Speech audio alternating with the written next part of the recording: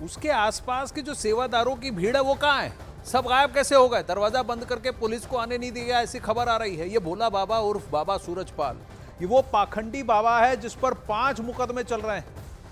अब आपको इस पाखंडी बाबा सूरजपाल की कुंडली बताते हैं और दिखाते हैं। इसका असली नाम सूरजपाल, ईटा का रहने वाला, 25 साल से सत्संग कर रहा है। 30 सेकंड में 30 एकड़ का इसकी आश्रम है, 30 एकड़ की इसकी आश्रम है, इसकी खुद की इसने आर्मी बनाई है। 25 साल से सत्संग करने वाला है आदमी। इसके खिलाफ 5 मुकदमे दर्ज हैं। 5 मुकदमे दर्ज हैं। यौन शोषण का आरोप है जिसकी वजह से इसकी नौकरी गई थी। अपने आप को इंटेलिजेंस ब्यूरो में काम करता था बता रहा है। यूपी पुलिस में हेड कांस्टेबल रहा। यौन शोषण के आरोप में जेल से बाहर आया तो उसने पहचान बदल दी और जेल से निकल करके ये उपदेशक बन गया। अनुयायी भोला बाबा कहने लगे। कहां से भोला दिखता है ये, कहां से भोला दिखता है ये। और उपदेशक बनने के बाद भोला बाबा बन गया और अपने आप को नाम भी बदल दिया, नारायण साकार हरि। नाम नारायण रखने से काम नारायण के नहीं किए हैं इसने। हाथरस हादसे पर राजनीति भी शुरू हो गई। विपक्ष कह रहा है कि हादसे के लिए यूपी सरकार जिम्मेदार है। अखिलेश यादव ने क्या कहा, आइए आपको दिखाते हैं।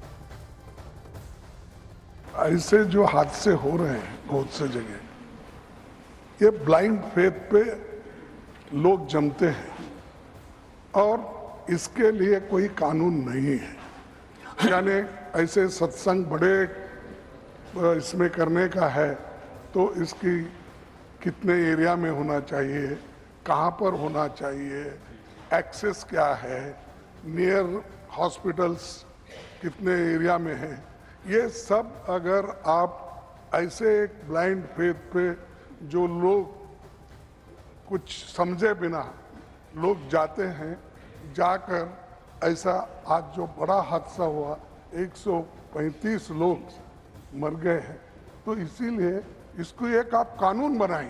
तो मैं आपसे विनती करता हूँ, होम मिनिस्टर का स्टेटमेंट इसके ऊपर होना चाहिए। होम मिनिस्टर को आप बोलिए या लीडर ऑफ द हाउस है उनको बोलिए। बातें कहीं जाएं, हमें दुख है, हमारी पार्टी को दुख है और जिनके परिवार के सदस्यों की जान गई है, मैं उनके प्रति भी और उनको इस दुख के सहने की शक्ति मिले। जो हादसा हुआ है पूरी सरकार की लापरवाही है, प्रशासन की लापरवाही है और ऐसा नहीं है कि उत्तर प्रदेश की सरकार और प्रशासन के लोग न जानते हों ये बातें कि जब कभी भी इस तरह के कार्यक्रम होते हैं बड़ी संख्या में लोग आकर के शामिल होते हैं। जो जानकारी सरकार के पास थी उसके बावजूद भी सरकार को जो इंतजाम करना चाहिए था वो इंतजाम नहीं किया है। अब यही अखिलेश यादव जी हैं जिन्होंने पूरा दारोमदार जिम्मेदारी मौजूदा प्रशासन सरकार पे डाली है। 2023 में इन्होंने इसी भोला बाबा इस पाखंडी के बारे में क्या कुछ कहा, ये सोशल मीडिया पर अभी वायरल हो रहा है। पर सोचिए, जहां 80,000 लोग पहुंचने थे, सिस्टम की कुछ ना कुछ गलती है कि नहीं, ये बहुत बड़ा प्रश्न उठता है।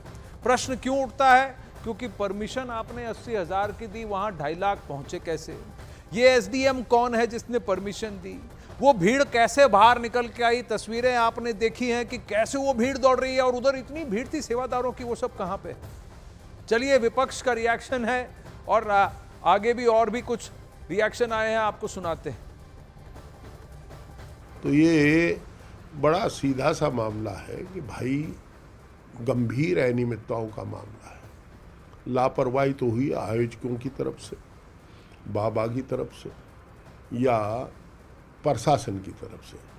जो भी लोग दोषी है उनके विरुद्ध हत्या का मुकदमा चलना चाहिए। हत्या से कम के अपराध की कोई बात ही नहीं है।